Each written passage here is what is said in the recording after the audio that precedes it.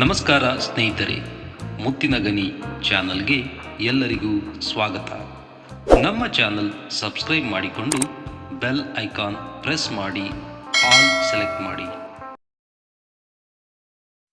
ನಮಸ್ಕಾರ ಎಲ್ಲರಿಗೂ.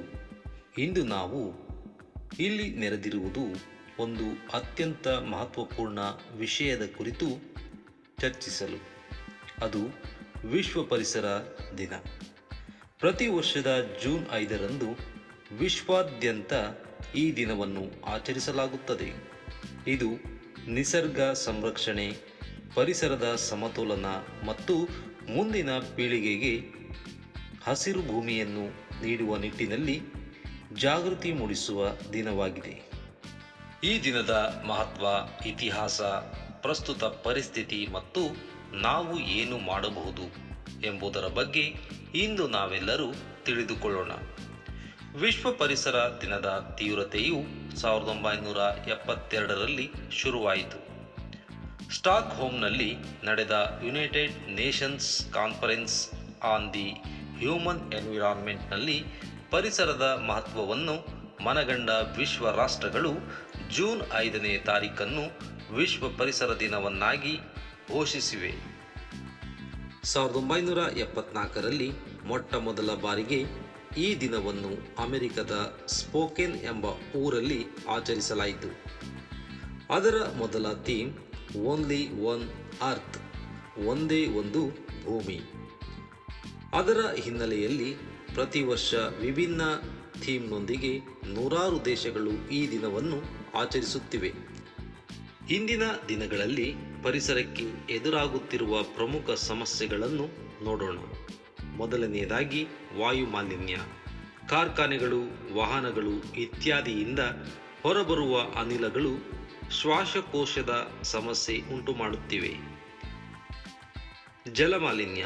ನದಿಗಳಿಗೆ ಹಾನಿಕಾರಕ ರಾಸಾಯನಿಕಗಳು ಸೇರುತ್ತಿರುವ ಪರಿಣಾಮವಾಗಿ ಜಲಚರ ಪ್ರಾಣಿಗಳು ನಾಶವಾಗುತ್ತಿವೆ. ಮೂರನೆಯ ಕಾರಣ ಪ್ಲಾಸ್ಟಿಕ್ ಮಾಲಿನ್ಯ. ಪ್ರತಿ ವರ್ಷ ಲಕ್ಷಾಂತರ ಟನ್ ಪ್ಲಾಸ್ಟಿಕ್ ಕಸ ನದಿಗಳು, ಸಾಗರಗಳು ಮತ್ತು ನೆಲದ ಮೇಲೆ ಸಂಗ್ರಹವಾಗುತ್ತಿದೆ. ನಾಲ್ಕನೆಯದಾಗಿ ವನನಾಶ.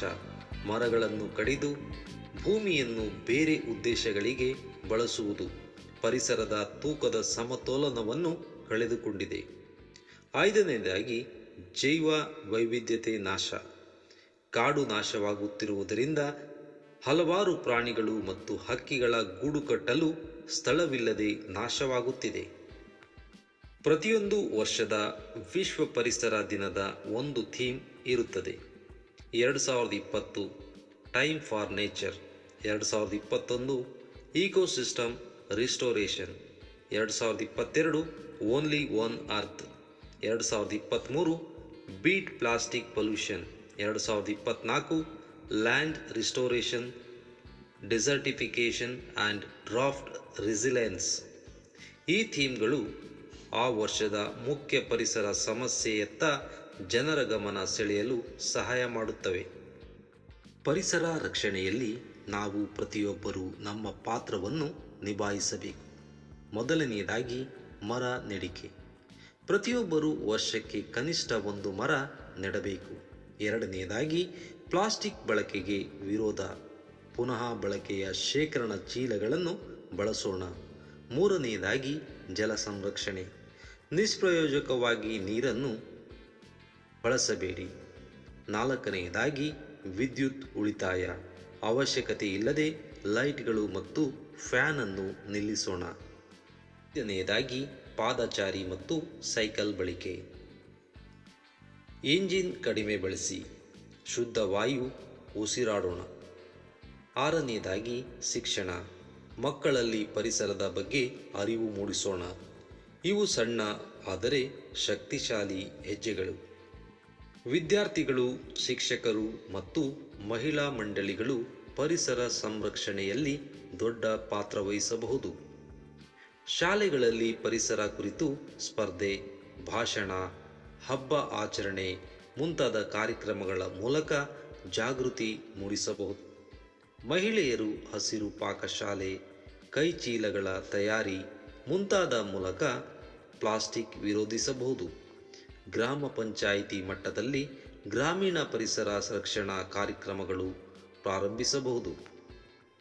ಸರ್ಕಾರಗಳು ಕಾನೂನು ರೂಪಿಸುವುದು, ಪ್ಲಾಸ್ಟಿಕ್ ನಿಷೇಧ, ಮರ ಕಡಿತ ನಿಯಂತ್ರಣ, ಪರಿಸರ ಶಿಕ್ಷಣವನ್ನು ಪಠ್ಯಕ್ರಮದಲ್ಲಿ ಸೇರಿಸುವುದು, ನದಿ ಪುನರುಜ್ಜೀವನ ಯೋಜನೆಗಳು, ಖಾಸಗಿ ಕಂಪನಿಗಳು, ಹಸಿರು ತಂತ್ರಜ್ಞಾನ ಬಳಕೆ, CSR ಕಾರ್ಪೊರೇಟ್ ಸೋಷಿಯಲ್ ರೆಸ್ಪಾನ್ಸಿಬಿಲಿಟಿ ಮೂಲಕ ಪರಿಸರ ಕಾರ್ಯಕ್ರಮಗಳಿಗಾಗಿ ನೆರವು ನೀಡುವುದು.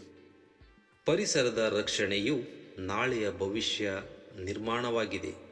ನಾವು ಪ್ರತಿದಿನ ಮಾಡುವ ಸಣ್ಣ ಚಟುವಟಿಕೆಗಳು, ಉದಾಹರಣೆಗೆ ಮರ ನೆಡುವುದು, ಪ್ಲಾಸ್ಟಿಕ್ ಬಿಟ್ಟು ಪರಿಸರ ಸ್ನೇಹಿ ವಸ್ತುಗಳನ್ನು ಬಳಸುವುದು, ಇವು ಭೂಮಿಯನ್ನು ಉಳಿಸಲು ಸಹಾಯ ಮಾಡುತ್ತವೆ.